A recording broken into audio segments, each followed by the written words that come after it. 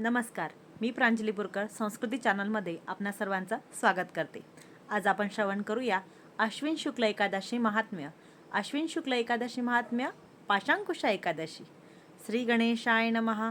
युधिष्ठिर म्हणाला, हे भगवंता मधुसूदना, आता मला अश्विन शुक्ल एकादशीला कोणत्या नावाने ओळखतात, तिचा व्रतविधी काय आहे, याविषयीची समग्र माहिती सांग.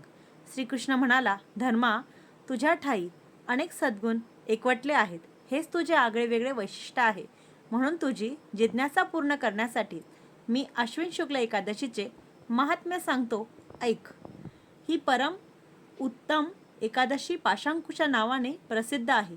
ही सर्व मनोरथ पुरविणारी आणि भोग, ऐश्वर्य, स्वर्ग, मोक्ष देणारी आहे.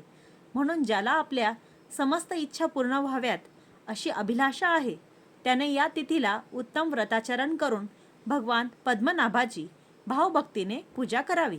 या महाप्रभूची थोरवी इतकी आगाध आहे की इंद्रियांना स्वाधीन ठेवून प्रदीर्घ तपश्चर्या केल्याने जे फळ मिळते तेवढेच पुण्यफल या गरुडध्वजाला नमस्कार केल्याने सहज प्राप्त होते.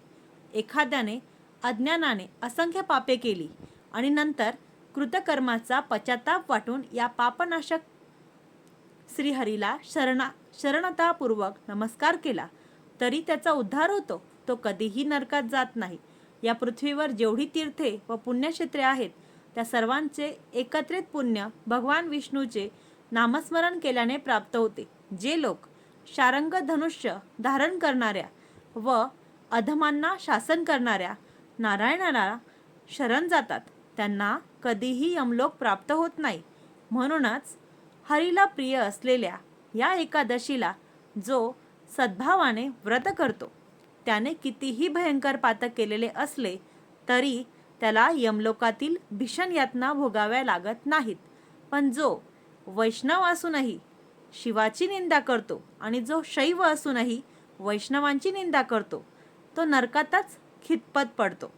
धर्मा, हरीप्रमाणे हरिदिनाचे म्हणजेच एकादशीचे महात्म्यही अगाध आहे, अनंत आहे. हजारो अश्वमेध आणि शेकडो राजसूय यज्ञ केल्याने जे पुण्य लाभते ते एकादशी उपोषणाने प्राप्त होणाऱ्या पुण्याच्या 16व्या अंशा इतकेही नसते. कारण या भूलोकी एकादशीच्या पुण्याची बरोबरी करू शकेल असे अन्य पुण्यकर्मच नाही. पद्मनाभ विष्णूची ही तिथी पापनाशिनी म्हणूनच प्रख्यात आहे आणि हिच्या व्रतासारखे पापाचे निर्मूलन करणारे दुसरे कोणतेही व्रत त्रैलोक्यात नाही. म्हणून जोपर्यंत मनुष्य आत्यंतिक कल्याण करणाऱ्या या शुभतिथीचे अनुसरण म्हणजेच व्रताचरण करीत नाही तोपर्यंत त्याच्या देहातील पातकांचे उच्चाटन होत नाही. पण एखाद्याने ढोंग करून जरी एकादशीचे उपोषण केले तरी त्याला यमाचे दर्शन होत नाही. तो वैकुंठालाच जातो. आता पाशांकुशा एकादशीचा काय प्रभाव आहे तेही सांगतो. ही पापांचा नाश करणारी, इष्ट मनोरथ पुरविणारी, स्वर्ग, मोक्ष, आरोग्य, ऐश्वर्य देणारी, धनधान्याची समृद्धी करणारी आणि उत्तम पत्नी मिळवून देणारी आहे. हिच्या व्रतापेक्षा गंगा, पुष्करादी तीर्थे आणि काशी, गया, कुरुक्षेत्रादी पवित्र स्थानेही जास्त पुण्यकारक नाहीत. या तिथीला विधीपूर्वक व्रताचरण, उपोषण व जागरण केल्याने वैष्णवपद अनायासे प्राप्त होते. पाशांकुशा एकादशीचे व्रत करणाऱ्या सद्भक्ताची 3 कुळे पावन होतात. या व्रताच्या पुण्यप्रभावाने त्याच्या मातेच्या कुळातील 10 पुरुष, पित्याच्या कुळातील 10 पुरुष आणि पत्नीच्या कुळातील 10 पुरुष अशा 30 पुरुषांचा उद्धार होतो. ते सर्व पितांबर धारण केलेले, गळ्यात पुष्पमाला घातलेले असे दिव्य तेजस्वी रूप धारण करून गरुडावरून वैकुंठाला जातात. जो कोणी बाल, तरुण, वृद्ध या दिवशी उपोषण करतो त्याला मोठेच फळ प्राप्त होते. तो भाग्यवान व निष्पाप होऊन अंती हरिलोकी जातो.